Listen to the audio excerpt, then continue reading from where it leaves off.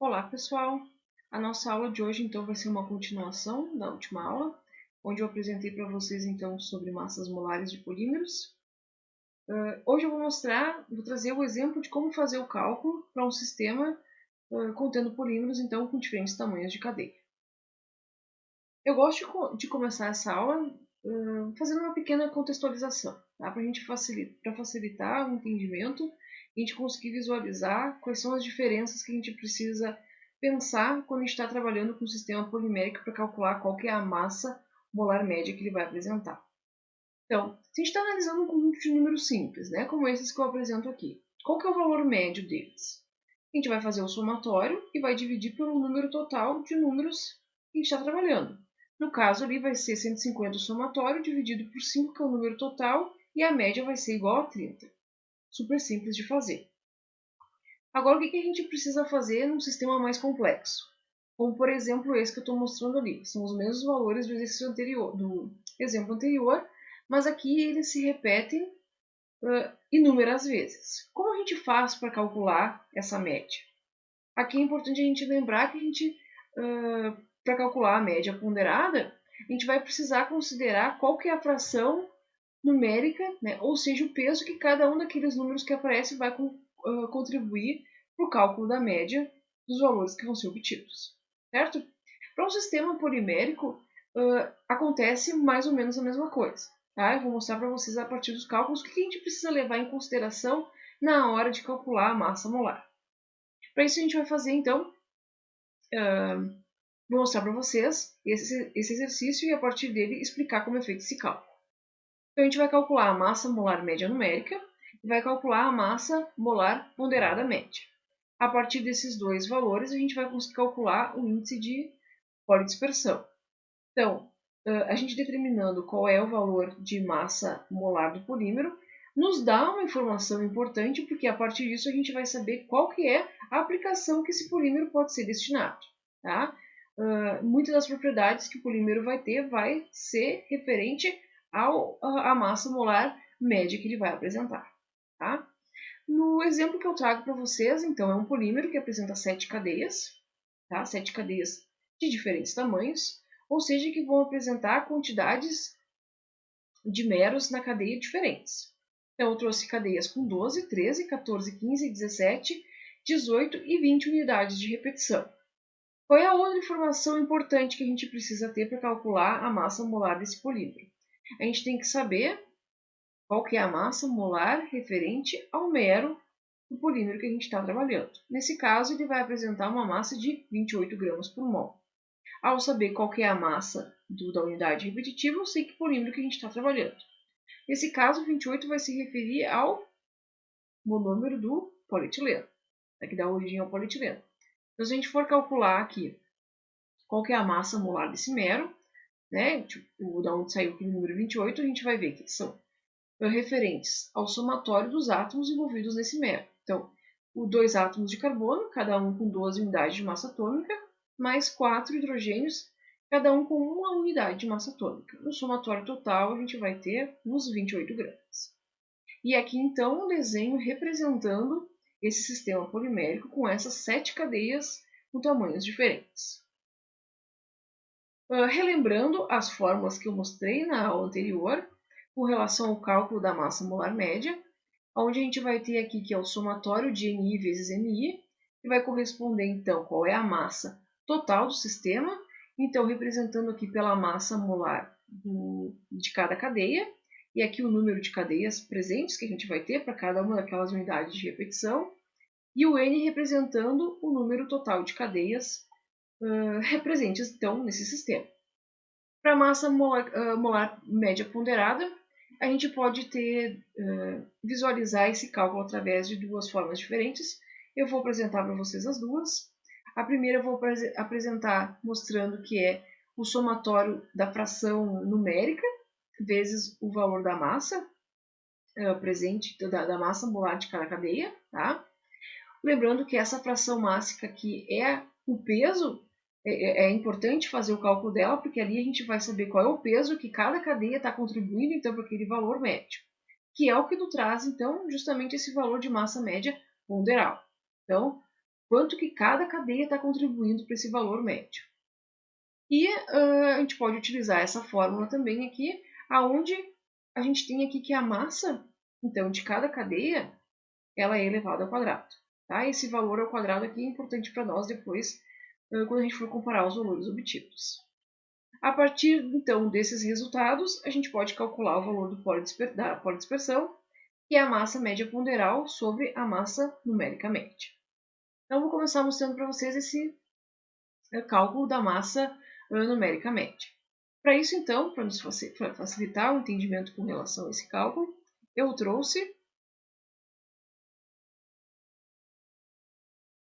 acabei fazendo aqui na planilha do Excel, para facilitar o entendimento do que está acontecendo no nosso sistema. Então, aqui em azul, eu descrevi tudo o que está acontecendo para cada coluna, tá? Começando aqui na primeira. Então, eu apresento o número de cadeias desse exemplo. Então, a gente tem 7 cadeias, cada cadeia apresentando a sua quantidade de unidades repetitivas. Então, uma cadeia com 12, uma cadeia com 13, e assim sucessivamente até uma cadeia com 20, que era a maior. Tá? Trago também de informação qual que é a massa molar do monômero, do mero, que a gente está visualizando nessa cadeia, de 28, né? Então, tudo que isso aqui está em verde são informações fornecidas no exercício. Quantidade de cadeia, unidade de repetição para cada uma dessas cadeias e a massa molar do mero. O que a gente vai precisar calcular, então? A massa molar referente a cada cadeia, que é aquele valor de MI. Esse valor a gente obtém fazendo a multiplicação do número de unidades repetitivas que aquela cadeia apresenta, vezes a massa molar do mero presente, que está presente na cadeia. Então, 28 vezes 12, 336. E assim por diante para todas as cadeias. Por fim, o que a gente vai precisar fazer? Calcular a massa molar de cada cadeia, vezes a quantidade que cada cadeia que apresenta essa quantidade de unidades repetitivas aparece no sistema. Nesse caso, a quantidade que vai aparecer é sempre 1. Então, a gente vai fazer a multiplicação, né, da massa molar que a gente calculou, aqui o 336, vezes a quantidade de cadeia que ela aparece no sistema. Então, acaba sendo o mesmo valor, né? 336 vezes 1 e assim por diante. Como etapa final, que nos mostra aquela equação, a gente tem que fazer o somatório de todas as massas. Então, a gente faz o somatório da cadeia com 2 unidades de repetições, com 13, 14, até aquela que apresenta com 20. E aqui em 3052, a gente tem o que nos diz é a massa total desse sistema polimérico, que é 3052 gramas. Tá? Dentro daquela fórmula, 3052, o que a gente vai ter? A gente precisa dividir pelo número total de cadeias presentes no sistema, que nesse caso aqui são 7. Então, a gente vai obter uma massa molar numérica média de 476, obtido então a partir da divisão do 3052 pelo 7. Certo? Então,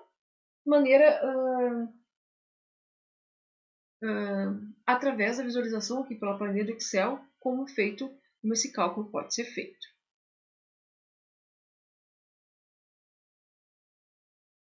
Aqui eu mostro, né, uma outra maneira de fazer, se vocês preferirem, é só aplicar os valores direto na fórmula, tá? Onde a gente vai ter aqui N, o número de moléculas, né, de cadeias que estão aparecendo no sistema, no caso 1, e o MI sempre vai ser, então, a multiplicação entre a quantidade de unidades que se repete naquela cadeia, vezes a massa molar do mero que se trata do polímero em questão. Então, para o primeiro exemplo, vai ficar 28 vezes 12 vezes 1, que é o número de vezes que ele aparece. Se faz para todas as cadeias presentes no sistema e se divide pelo número total. O valor obtido, obviamente, que tem que ser o mesmo. Tá? Então, 436 gramas por mol é o valor obtido de massa molar numericamente. Como é que a gente faz o cálculo para determinar a massa molar ponderal média? Tá? O que a gente vai fazer de diferente nesse sistema? Voltando lá para a planilha do Excel. Aqui numa segunda aba, o que a gente vai ter? Inicialmente, os valores são todos iguais. Então, o fornecimento aqui, né, do número de cadeias é o mesmo, massa molar do mero é o mesmo, número de repetições igual. Né? As informações em verde são aquelas fornecidas pelo exercício. De novo, a gente faz o cálculo da massa molar para cada cadeia no sistema, tá? Depois a gente faz aquele cálculo de massa molar para todas as cadeias que vão apresentar aquela mesma quantidade de unidades repetitivas. Tinha já comentado, né, como a gente só tem um, os valores acabam sendo os mesmos. Novamente, a gente faz aquele somatório de NI vezes MI, obtendo lá o 352. Tá? O que a gente vai ter de diferente aqui? A gente vai precisar, então, calcular a fração numérica, ou seja, a proporção, nesse caso em massa, que cada cadeia está contribuindo para o sistema. Então, essa proporção ela acaba sendo calculada como? Dividindo a massa individual de cada cadeia, dividido pela massa total do sistema. Tá? Onde a gente vai ter aqui, né, G6, né, na coluna G, número 6, por exemplo, dividido pela massa total que a gente encontra em G13. Tá? E a gente faz a mesma coisa para todas as outras massas obtidas para aquelas cadeias com essa quantidade de unidades de repetição. Depois, o que a gente precisa fazer? Fazer o cálculo, então, dessa fração numérica obtida para cada uma das cadeias com essa determinada quantidade de unidades de repetição para a massa molar da cadeia. Então, a gente vai fazer esse valor, vai ser essa fração numérica obtida, vezes esse valor da massa molar para cada cadeia. Então, nesse caso, 0,110 vezes 336, aonde a gente encontra aqui que 37 gramas é o valor obtido para essa cadeia que apresenta 12 unidades de massa atômica. 43 é para uma que apresenta 13 e assim por diante, até a gente chegar em 102,8 gramas, que corresponde à cadeia de 20 unidades de repetição. O somatório delas vai nos dar, né, o valor da média ponderal. E nesse caso aqui deu 448. Enquanto que a massa numérica tinha dado 436. Então, aqui, da mesma maneira, eu tinha mostrado esse cálculo aqui, onde a gente pode colocar diretamente na fórmula. Nesse sistema é a mesma coisa. O único ponto que a gente precisa sempre lembrar é que o valor da massa molar da cadeia,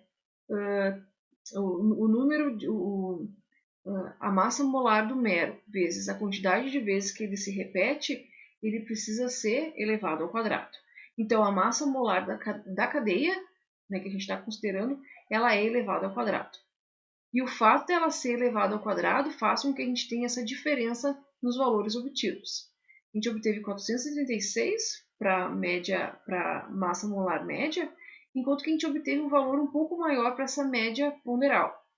E essa diferença de valor é justamente por causa desse valor aqui que é elevado ao quadrado. Na prática, isso significa o quê? Que cadeias poliméricas com tamanhos maiores, ou seja, com maiores unidades de repetição, maior quantidade de unidades de repetição, elas são levadas mais em consideração para esse cálculo de média. Então, a fração mássica delas acaba importando mais para esse valor final. Tá? Por fim, fazendo então a diferença, a subtração, né, entre a massa molar ponderal obtida pela massa numérica, a gente vai obter o índice de polidispersão. Lembrem que é importante a informação trazida por esse valor. Nesse valor a gente consegue observar qual que é a distribuição de pesos moleculares, qual é a distribuição de peso molecular para esse polímero. Ou seja, a gente vai observar uma estreita faixa de peso molecular ou uma larga faixa de peso molecular. Lembre que quanto mais próximo de um, mais estreito quer dizer essa distribuição. Ou seja, quer dizer que as cadeias poliméricas presentes no sistema elas têm tamanhos muito próximos. Como nesse exemplo, a gente tem tamanhos de cadeias que variam de 12 a 20. Para o sistema polimérico, de 12 a 20 é uma variação pequena.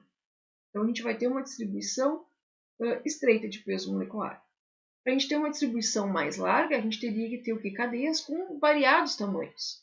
Por exemplo, 5 unidades de repetição, 15, 25, 100, 200, 5.000, 10.000. Então, isso mostra uma larga faixa de distribuição de peso molecular. Enquanto que próximo de 1, né, ou cadeias de 12 a 20, elas vão apresentar uma estreita faixa de distribuição. Tá? Deixei então para vocês uma pequena lista de exercícios no Moodle para que vocês possam então testar e aplicar esses cálculos. Tá? Qualquer dúvida que vocês tenham, a gente podem me procurar por e-mail ou então a gente conversa depois durante a aula. Tá? Obrigada, gente.